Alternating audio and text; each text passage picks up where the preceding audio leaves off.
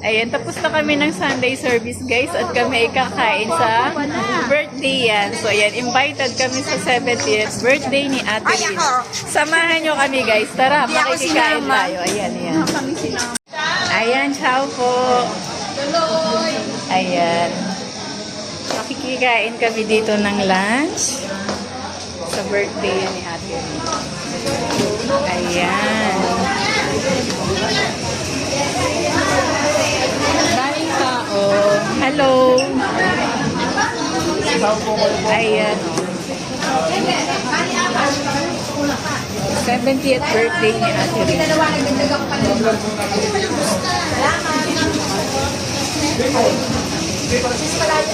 Awareness, Linggo, sa inyong edad na yan, talagang ipinakita niyo sa amin kung paano yung talagang nasasanggahan. Kahit kailangan niya sabi sa amin o any encouragement, ang presensya po ninyo